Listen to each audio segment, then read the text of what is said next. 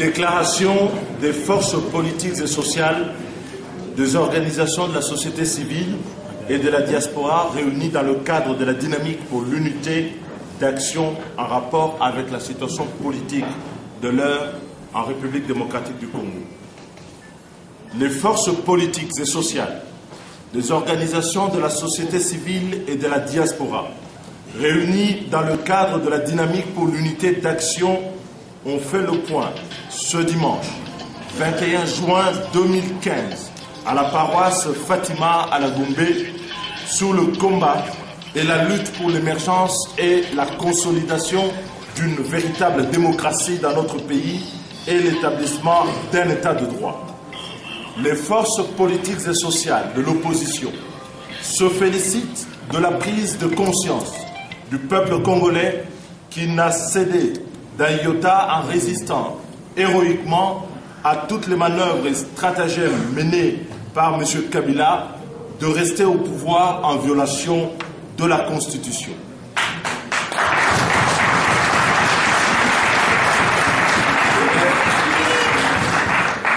Elle salue ce refus vaillant du peuple congolais de ne pas céder aux manigances tendant à faire croire qu'il fallait absolument réviser la Constitution, plus précisément les dispositions intangibles, afin d'éviter à la nation une certaine inanition.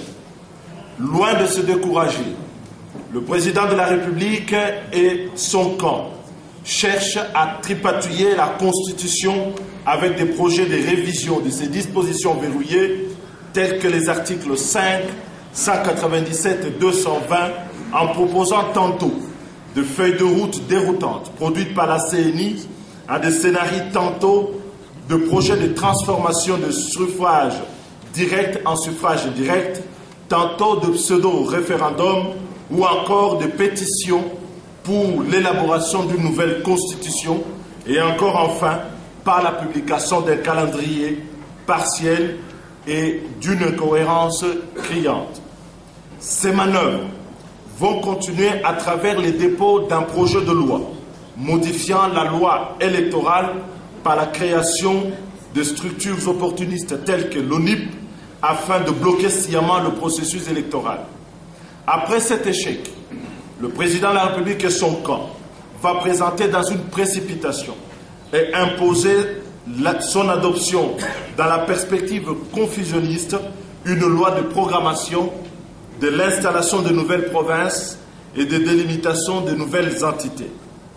L'action machiavélique menée par M. Kabila passera ensuite par la CNI qui, en bras séculier du pouvoir, va publier un calendrier global volontairement irréaliste, inconstitutionnel, hypothétique, voire dangereux, mensonger et non consensuel, malgré les appels répétés, réitérés de l'opposition, mais la CNI, instrumentalisée, qui a déjà consommé plus de 24 mois non opérationnels dans la mise en œuvre du calendrier, refusera toute discussion avec l'opposition pour arriver à un calendrier réaliste et consensuel. Loin de s'avouer vaincu, il sait, malgré la volonté exprimée par le peuple congolais entre le 19 et le 25 janvier 2015, l'expression du peuple qui a coûté à la nation de nombreux morts, dont certains sont certainement enterrés dans le chanier de Maluku, que le pouvoir refuse d'exhumer en dépit des appels réitérés de l'opposition et de la communauté internationale. Le président de la République va envoyer, en exécutant des opérations clandestines du pouvoir, pour proposer visiblement, en désespoir de cause, des stratégies de soi-disant consultation en vue d'un éventuel dialogue sur des questions qui relèvent pourtant de la compétence constitutionnelle et de la responsabilité de la CENI, à savoir le calendrier électoral, l'enrôlement de nouveaux majeurs et la mise à jour du fichier électoral. Et enfin, la sécurité des opérations électorales auxquelles il faut ajouter la question du financement du cycle électoral.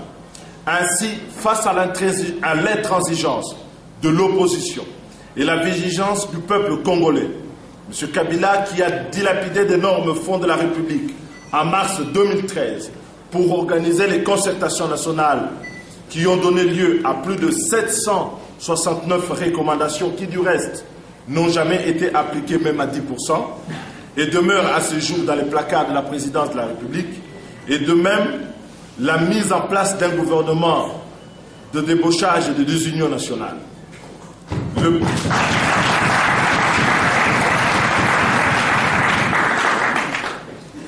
Le président de la République veut donc utiliser de nouvelles consultations ou dialogues pour distraire le peuple congolais et trouver probablement des alliés qui vont l'accompagner dans son plan inconstitutionnel de glissement politique dans le but inavoué de demeurer éternellement au pouvoir en violation flagrante de la Constitution dont il est censé pourtant en être le gardien et le garant au terme de l'article 74.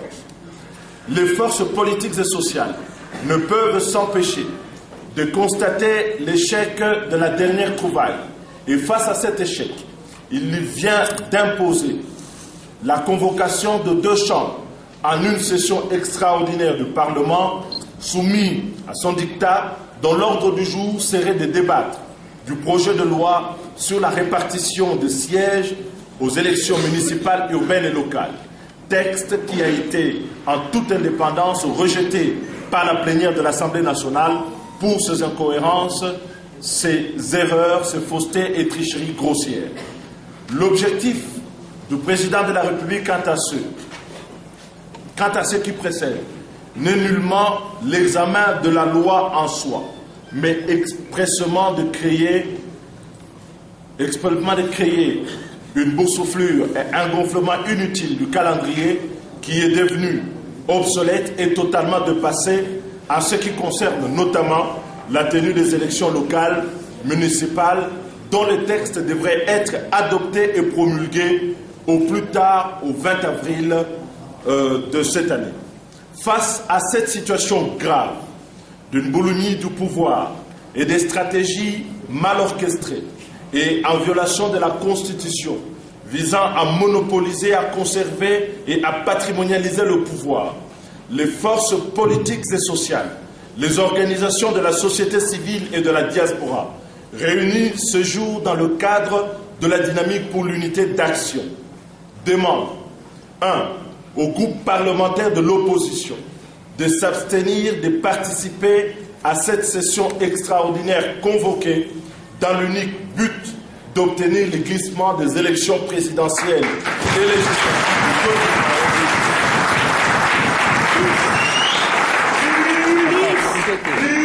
Face à cette situation grave d'une boulimie du pouvoir et des stratégies mal orchestrées et en violation de la Constitution pour monopoliser et conserver, patrimonialiser le pouvoir, les forces politiques et sociales, des organisations de la société civile et de la diaspora, réunies ce jour dans le cadre de la dynamique pour l'unité d'action, demandent 1.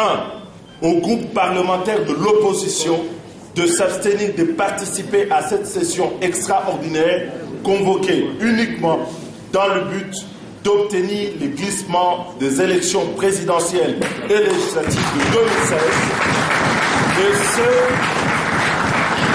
et ce d'autant que l'opposition exige comme préalable la mise à jour du fichier électoral, en ce compris l'enrôlement de nouveaux majeurs de 18 à 25 ans, conformément à l'article 7 de la Constitution. 2. Les forces sociales persistent dans l'urgence de leur exigence de réanimer la commission tripartite autour de la CENI entre l'opposition et la majorité, annoncée depuis le 25 mai 2015 pour examiner les questions soulevées dans leur mémo du 27 avril en rapport avec l'organisation des élections et du cycle électoral dans notre pays. 3. Les forces politiques et sociales, les organisations de la société civile et de la diaspora invitent M. Kabila à se rappeler le sens de son serment qu'il a prêté devant Dieu et la nation d'observer et de défendre la Constitution et les lois de la République.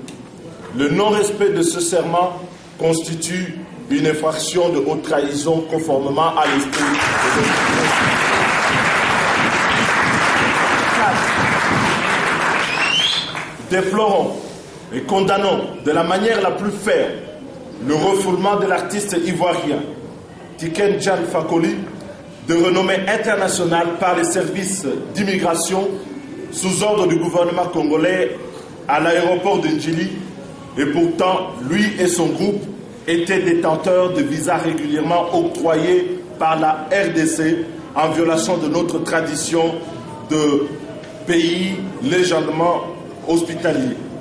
Ceci constitue une violation de droits de l'homme qui prouve encore une fois de plus que le gouvernement exerce son autorité avec terreur au mépris du droit congolais et des instruments internationaux.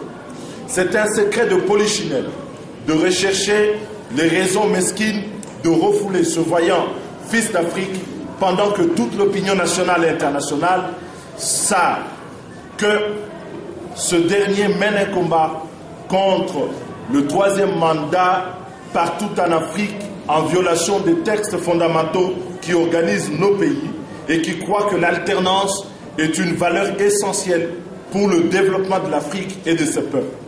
Les forces politiques et sociales disent toute leur compassion et lui assurent que ce n'est qu'une partie remise.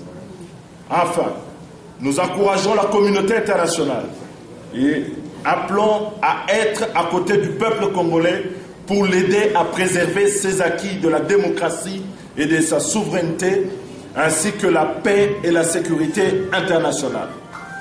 Enfin, nous en appelons au peuple congolais à rester vigilant et à s'armer du courage pour barrer la route à tout imposteur ou à un groupe qui tentera de conserver et d'exercer le pouvoir en violation de notre Constitution.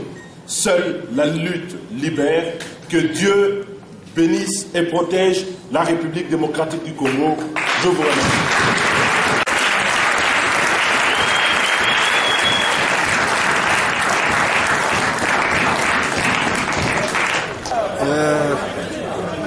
Le journaliste Binomo Boyebi, votre pouvoir, le bara toujours sur la Koutani, opposition à diviser.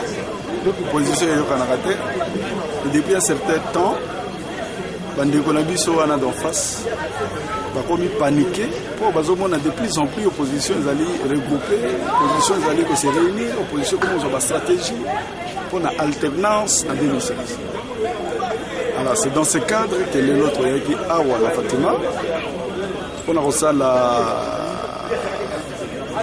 Magamozo de Kanamboka, notamment pour la convocation possible de la session extraordinaire au niveau du Parlement, pour traiter loi, pour la répartition de siège, c'est-à-dire qu'au Kaboula siège pour l'élection locale.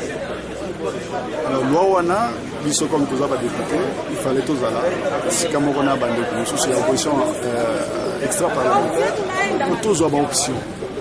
Option, ils allaient lever awa, c'est que ce qui va convoquer session extraordinaire, pour la loi wana, en tout cas, net va incohérence ces années, la quatre loi, ce qui n'a pas si au texte en otala, au cas moi, au niveau de la cohérence. Ce qui va convoquer donc session extraordinaire, rien que pour cette loi, ils se trouvent à la tête. On les alliés pour encourager les mains.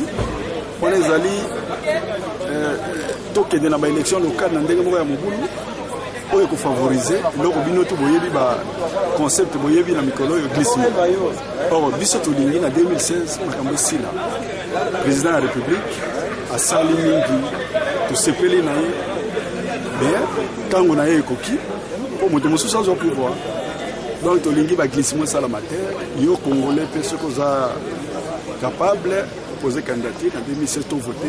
Donc, il y a un président Kabila pour ça la remise et reprise de façon civilisée. Donc, il y a astuces à la terre ou bien raisons à la terre pour tout le délai à 2017.